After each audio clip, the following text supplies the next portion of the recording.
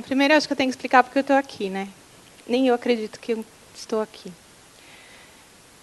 Eu sou médica formada pela Casa de Arnaldo e desde muito cedo na faculdade eu me interessava por alguma coisa que as pessoas não se interessam.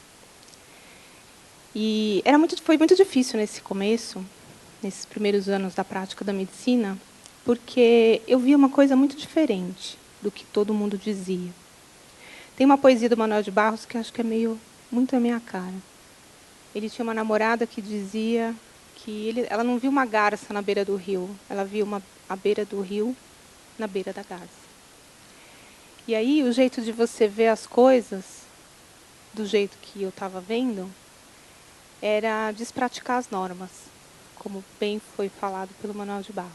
Então eu despratiquei as normas, porque eu comecei a cuidar de pessoas no fim da vida. Eu era uma residente meio odiada pelos internos, porque eu enchia meus leitos com pacientes que estavam morrendo. E isso fazia com que, cada vez mais, eu entendesse o quanto a medicina tinha para oferecer para essas pessoas, ao contrário do que todo mundo dizia, que era aquele paciente de cuidado paliativo é uma pessoa que não tem nada para fazer. Quando você não tem nada para fazer na medicina, então você entrega o paciente para cuidado paliativo. Aí a segunda parte mais difícil do que eu estava fazendo era fazer cuidado paliativo, porque na nossa cultura paliativo tem algo assim tipo gambiarra, né?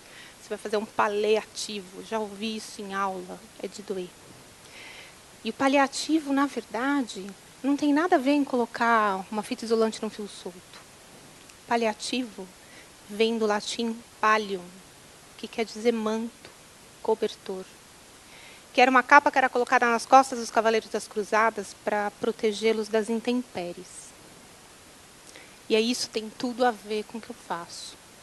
Eu faço cuidado paliativo, cuidado de proteção.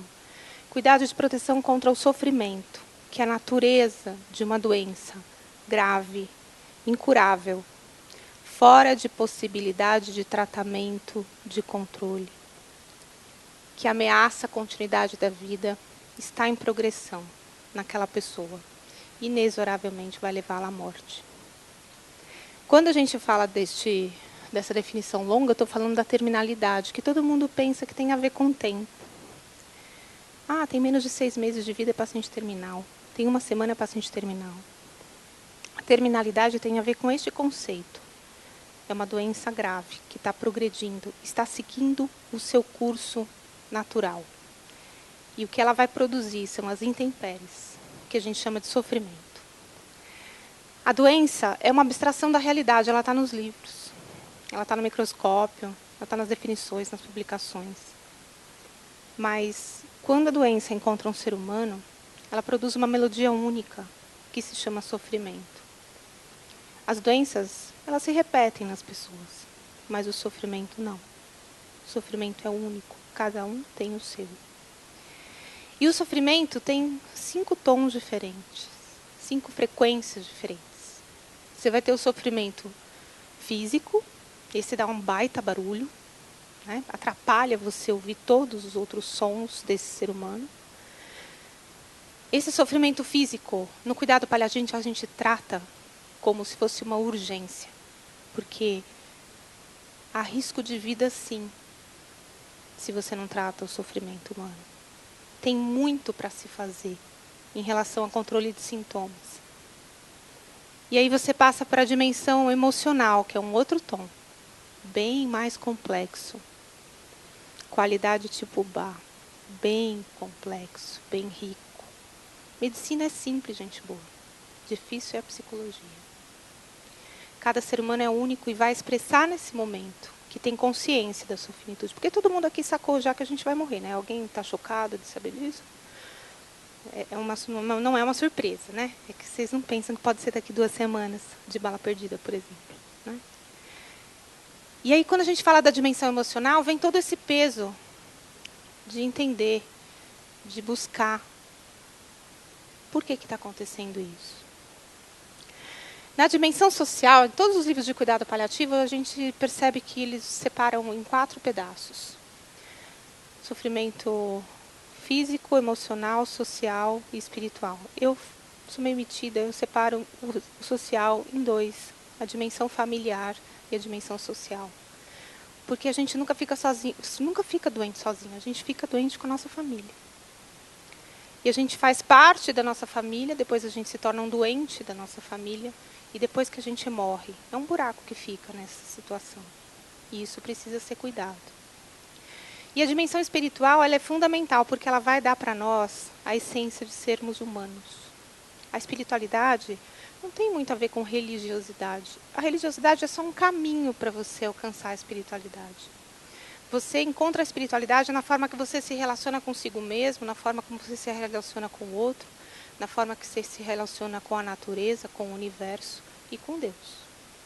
Há quem se relacione com o universo e não tem nenhuma relação com Deus. E nem por isso essa espiritualidade é menor ou menos importante. A gente busca sentido na nossa existência. Tem que existir um porquê. E aí a gente aguenta qualquer como já dizia o Nietzsche. O cuidado paliativo, então, vai tratar do sofrimento humano, em todas essas dimensões. Então, ao contrário do que diziam, o cuidado paliativo tem muito o que fazer. A gente trabalha bastante. Porque na hora que eu olho para um paciente, eu não posso ficar frustrada porque a doença dele não tem cura.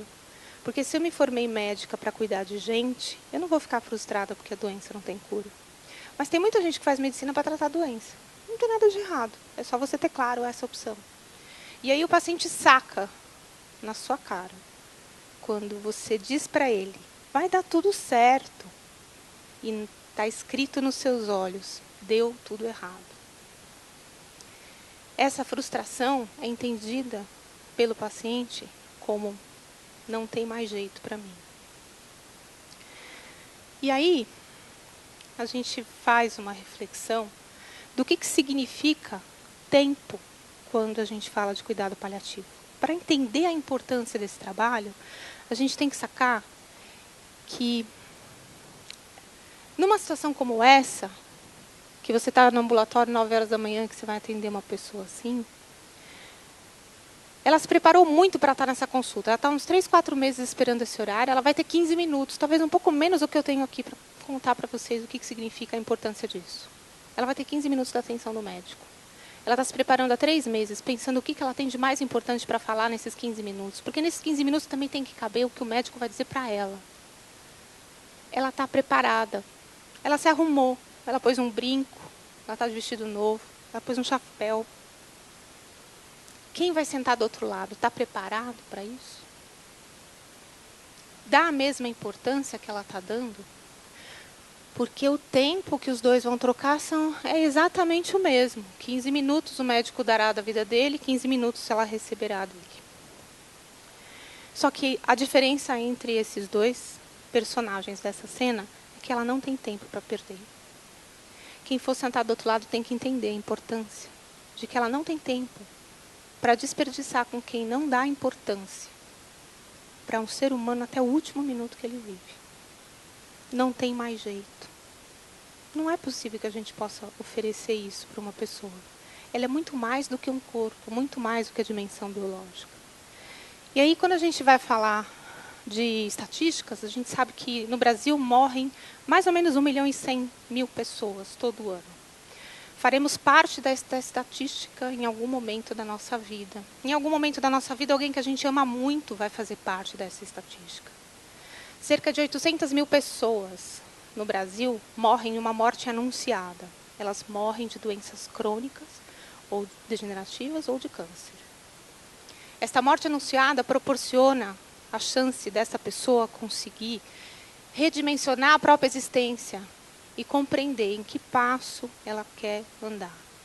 E se tiver alguém do lado dela que compreenda uma tabela, uma estatística, que se forme cientificamente, porque a ciência é brilhante, gente. É maravilhoso ser cientista. Você descobre tanta coisa boa. Você pode oferecer tanta coisa boa para esses pacientes. E na ciência tem uma característica interessante. Tudo que você replica tem qualidade.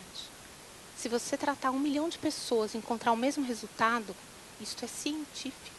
Isto é medicina baseada em evidências. Mas na arte, Gente boa é o contrário. A arte, se você replicar, vira pirataria. E o ser humano é único, ele não é replicante, não é replicável. Então você precisa encontrar o que tem de melhor na ciência, da medicina baseada em evidências, que existe muita coisa dentro de cuidado paliativo, consistente, embasado, tecnicamente bem feito, que você precisa se formar e entender a importância disso, para oferecer o melhor para esse paciente, para ele poder fazer bom uso da vida dele. Se tem alguma coisa muito ética para se fazer em cuidado paliativo, não é fazer para o outro aquilo que você gostaria para você, porque você vai fazer bobagem, você vai fazer como se fosse para você. A coisa mais ética que a gente pode fazer em cuidado paliativo, diante de um paciente no fim da vida, é ouvir como a gente gostaria de ser ouvido.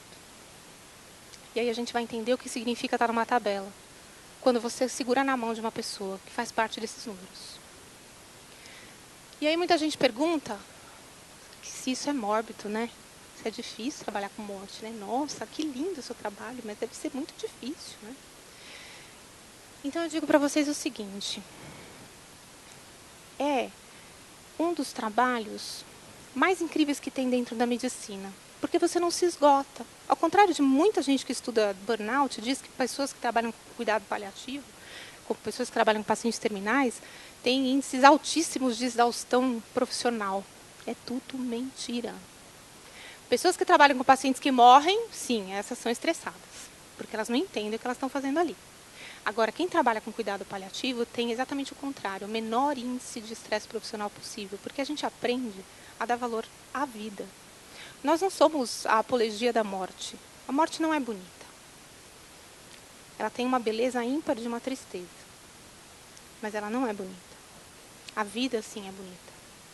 E quando você entra num consultório como aquele ali, senta naquela cadeira e olha para o paciente, olha para aquela pessoa de um jeito diferente, como diz o Chico Buarque, de um jeito diferente, que você nunca tinha feito antes. Você olha de um jeito mais quente, como nunca tinha acostumado a olhar. Aí o cara saca que tem alguém que acredita nele, que ele vai dar conta, que ele tem pouco tempo sim, mas que você está ali do lado, que você vai tratar os sintomas dele com o mesmo respeito, afinco, dedicação e determinação que você trataria o câncer, que você trataria a doença cardíaca dele. E aí, uma vez que você consegue aliviar o sintoma físico, ele tem a chance de dar conta de tudo que a gente precisa dar conta na vida e a gente está deixando para a última hora. Alguém aqui está pronto para morrer hoje? Nem levanta a mão, porque depois eu tenho que... Vem falar comigo depois que eu encaminho para o psicólogo. Ninguém está pronto, gente. Todo mundo tem alguma coisa para fazer e deixa para fazer na hora da saída. Passar um batom, pentear o cabelo, fazer xixi, sabe aquela coisa antes de viajar? É assim com todo ser humano. A gente tem a ilusão de que é a primeira impressão que é a que fica, e não é. É a última. Porque no final da vida é impressionante como todo mundo desperta, põe para fora o que é a essência do ser humano, que é o estado de amorosidade. A generosidade com que estas pessoas distribuem sabedoria, conhecimento e gratidão para quem trabalha com isso, com dedicação, é um negócio que não dá para descrever para vocês. E aí, a gente vai viver períodos que podem ser recheados de muitas alegrias. Especialmente porque, às vezes, os pacientes eles têm duas alegrias. Uma de viver aquele momento sem dor. Uma de viver o momento em que ele consegue pedir perdão, se reconciliar com uma pessoa que ele ama muito. Ele consegue agradecer.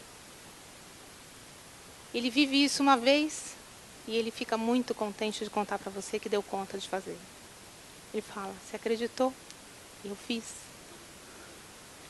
E aí você consegue retomar laços, refazer situações, entender a sua existência de uma forma que no final da vida faz todo sentido.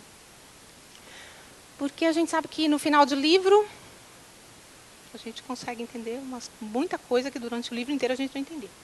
Novela é a mesma coisa, filme idem. No final tem todo sentido. E se a gente estiver sem dor, sem falta de ar, sem desconforto, sem medo, sem culpa, sem abandono, a gente vai poder entender o sentido de tudo isso. Essa senhora aqui foi uma das senhoras que mais me ensinou. A gente ficou 3 meses juntas. Eu entro na vida das pessoas não é um prazer conhecer a doutora Ana Cláudia. Definitivamente não é. Primeiro que eu sou geriatra, eu já entro numa fase que ninguém está muito afim de passar. E depois, quando eu faço cuidado paliativo, não é um prazer porque eu entro pela porta que todo mundo quer manter fechada, que é do sofrimento, da doença e da morte. Mas uma vez que eu entro, eu começo a fazer uma parte muito intensa na vida dessa pessoa, na vida dessa família. E não tem como, a gente é humano e a gente troca. E o aprendizado que a gente recebe é uma coisa que não tem como descrever. No dia que ela faleceu, eu tive a chance de me despedir dela.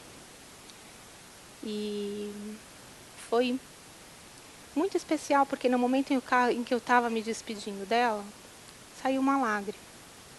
De mim saíram dezenas, mas dela saiu uma. E uma lágrima que cai dos olhos de uma pessoa que teve a chance de se libertar do sofrimento físico, que teve a chance de se libertar do medo, da culpa, da solidão de estar nesse momento, para ter que passar por esse momento sozinha. Se libertou do abandono, se reconciliou com a família, esteve todo presente com todos a maior parte do tempo. Foi admirada por todos por sua coragem de enfrentar o seu fim de vida. E aí caiu essa lágrima, que era triste, sim. É de uma tristeza legítima, concordam? Não tem como a gente não ficar triste. Mas é uma lágrima pura, da essência de uma vida que encontrou sentido na sua existência e se salvou. Por isso que quando eu falo de cuidado paliativo, eu também falo de salvar vidas. Só que a gente salva vidas históricas, vida com V maiúsculo. Não um corpo, não uma doença que se cura, mas as pessoas têm a chance de embarcar na primeira classe. Nessa vida aqui, independente da religião de qualquer pessoa aqui, nessa vida aqui a gente só morre uma vez. Não pode dar vexame. Se a gente tiver a chance de encontrar profissionais que se comprometam com o nosso tempo, com a importância que nós damos para o nosso tempo e colocar como prioridades do trabalho deles o que a gente determinar para isso, nós vamos ser gente de muita sorte. E eu preciso dizer que eu estou muito feliz aqui de saber que tem mais gente que pode um dia acreditar que a morte é um dia que vale a pena viver. Obrigada.